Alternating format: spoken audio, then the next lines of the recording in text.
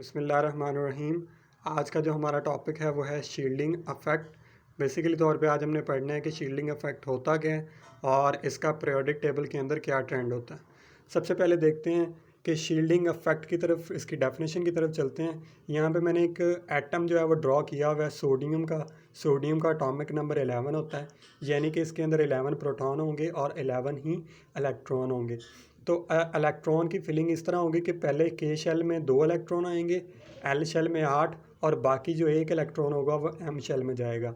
तो M shell ये outer most shell है, इसे हम कहेंगे कि ये वैलेंस शेल है और इसमें पाए जाने वाले इलेक्ट्रॉन को हम कहेंगे कि ये वैलेंस इलेक्ट्रॉन है। तो अब जो आपको पता है कि न्यूक्लियस के अंदर प्रोटॉन होते हैं, प्रोटॉन के ऊपर पॉजिटिव चार्ज होता है और इलेक्ट्रॉन के ऊपर नेगेटिव चार्ज होता है।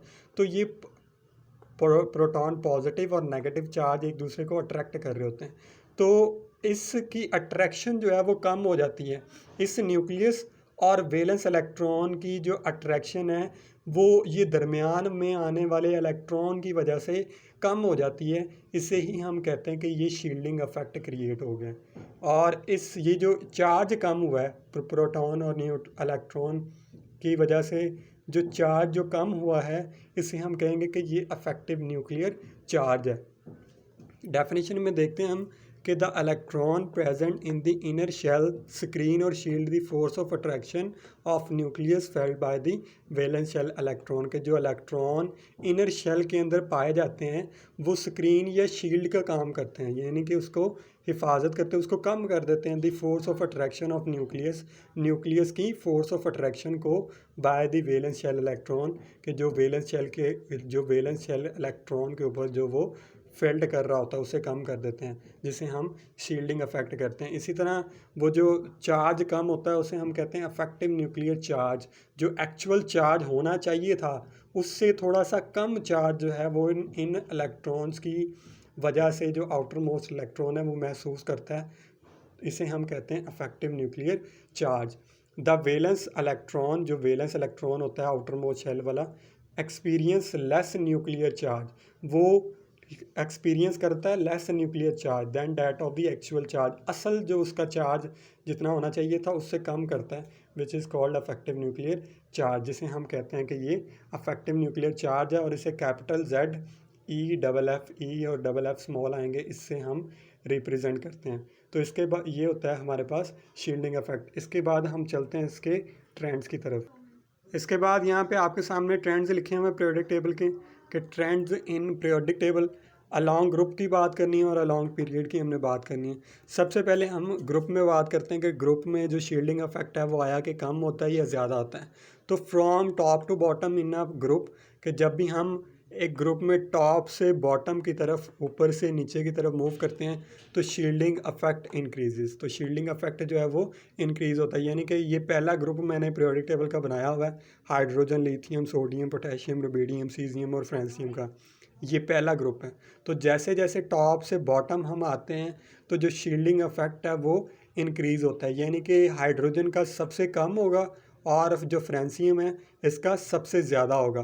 तो इस तरह से हम एक दूसरे से कंपैरिजन कर सकते हैं, हाइड्रोजन का सबसे कम, फिर लिथियम का उससे ज़्यादा, सोडियम का उससे ज़्यादा, फिर इसी तरह पोटेशियम, रुबिडियम, सीजियम और फ्रांसियम का सबसे ज़्यादा जो है वो शील्डिंग अफेक्ट होगा। उसकी रीज़न हमने पढ़नी है कि ये टॉप से बॉटम इंक्रीज़ क्यों होता है, क्योंकि रीज़न 3 रीज़न दी हुई हैं कि इंक्रीज़ ऑफ एटॉमिक नंबर, कि जैसे जैसे हम टॉप से बॉटम की तरफ मूव करते हैं तो एटॉमिक नंबर जो है वो इंक्रीज़ होता है। हाइड्रोजन का 1 होता है, लिथियम 3, सोडियम 11 और पोटेशियम 19 होता है। तो जैसे जैसे हम टॉप से बॉटम की तरफ मूव करते हैं तो जो एटॉमिक नंबर है वो इंक्रीज़ होता है। इसी तरह second, increase of number of shells, कि जैसे जैसे टॉप से बॉटम हम मूव करते हैं वैसे वैसे इनका नंबर ऑफ़ शेल जो हैं वो इंक्रीज़ कर जाते हैं। वो कैसे, कि यहाँ पे मैंने 3 एटम जो हैं वो ड्रॉ किए हैं। पहला हाइड्रोजन, लिथियम और सोडियम। हाइड्रोजन का एटॉमिक नंबर 1 होता है, लिथियम का 3 और सोडियम का 11। हाइड्रोजन का इसमें एक ही इलेक्ट्रॉन आएगा, एक ही शेल होगा। इसी तरह लिथियम में 2 शेल होंगे और इसमें 3 इलेक्ट्रॉन। आपको पता है कि पहले हमने लास्ट चैप्टर में भी पढ़ा था कि जो पहला जो शेल होता है उसके अंदर सिर्फ और सिर्फ 2 इलेक्ट्रॉन जो हैं वो आते हैं। तो इसके अंदर लिथियम में 3 है, तो तीसरा जो इलेक्ट्रॉन होगा वो दूसरे शेल में जाएगा। इसी तरह सोडियम में 11 है, पहले में 2, दूसरे में 8 और एंड वाला जो एक इलेक्ट्रॉन होगा वो आखिरी शेल में जाएगा। तो इसी तरह हम देख रहे हैं कि हाइड्रोजन, लिथियम और सोडियम टॉप से बॉटम जैसे जैसे हम मूव करते जाते हैं तो नंबर ऑफ़ शेल जो हैं वो इंक्रीज़ होते जाते हैं। हाइड्रोजन में 1 होगा, लिथियम में 2, सोडियम में 3, पोटेशियम में 4, इसी तरह आगे बढ़ते जाएंगे। तो नंबर ऑफ़ शेल जो हैं वो टॉप से बॉटम इंक्रीज़ होते जाते हैं। इसी वजह से जो आपका शील्डिंग इफेक्ट है वो भी इंक्रीज़ होगा। तो इसी तरह इंक्रीज़ ऑफ एटॉमिक साइज़, आप जो हाइड्रोजन, इसी तरह आप देख सकते हैं कि जो एटम का साइज़ है वो भी इंक्रीज़ हो रहा है। तो टॉप से बॉटम जो एटॉमिक साइज़ है, एटम का साइज़ वो भी इंक्रीज़ होता है। तो ये भी एक वजह है, रीज़न है कि टॉप से बॉटम शील्डिंग इफेक्ट के इंक्रीज़ होने की वजह से इंक्रीज़ क्यों होती है। इसी तरह हम देखते हैं, बात करते हैं अलॉन्ग पीरियड की, कि from left to right in period shielding effect decrease, कि जब हम लेफ़्ट से राइट की तरफ मूव करते हैं एक पीरियड के अंदर तो जो शील्डिंग इफेक्ट है वो डिक्रीज़ हो जाता है। यहाँ पे मैंने सेकंड पीरियड जो है वो शो किया हुआ है, lithium, beryllium, boron, carbon, nitrogen, oxygen, fluorine और नियॉन। ये आपके पीरियोडिक टेबल का सेकंड जो पीरियड है वो है। तो जैसे जैसे हम लेफ़्ट से राइट की तरफ मूव करते हैं तो शील्डिंग इफेक्ट जो है वो डिक्रीज़ होता है, यानी कि लिथियम का सबसे ज़्यादा होगा और जो नियॉन है इसका सबसे कम जो है वो शील्डिंग इफेक्ट होगा। उसकी रीज़न क्या है?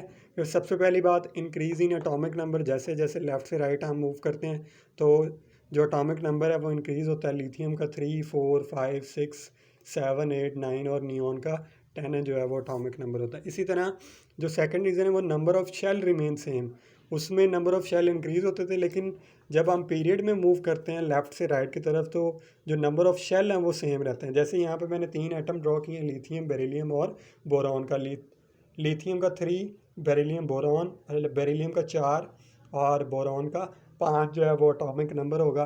तो इनके जब हम फिलिंग करते हैं तो हम देखते हैं इनमें, इसमें भी 2 शेल हैं, इसमें भी 2 और बोरॉन में भी 2 ही शेल होंगे। तो हम देखते हैं कि जब हम मूव करते हैं लेफ़्ट से राइट पीरियड के अंदर तो नंबर ऑफ़ शेल जो हैं वो सेम रहते हैं। इसी तरह कार्बन, नाइट्रोजन, ऑक्सीजन, फ्लोरीन और नियॉन सब के अंदर जो शेल होंगे वो सिर्फ़ और सिर्फ 2 ही होंगे। तो ये भी एक रीज़न है कि डिक्रीज़ क्यों होता है। इसी तरह डिक्रीज़ इन एटॉमिक साइज़, जैसे जैसे हम लेफ़्ट से राइट मूव करते हैं तो एटम का जो साइज़ है वो आहिस्ता आहिस्ता कम होता जाता है। तो इस वजह से जो आपका पीरियड में जो शील्डिंग इफेक्ट है वो डिक्रीज़ होता है। तो ये हमने पढ़ा था कि ट्रेंड्स इन पीरियोडिक टेबल की शील्डिंग इफेक्ट होता क्या है और पीरियोडिक टेबल के अंदर इसका ग्रुप में और पीरियड में इसका क्या ट्रेंड है, यानी कि क्या रुझान है कि आया कि ये इंक्रीज़ होता है या डिक्रीज़ होता है। So that's all about our today's topic.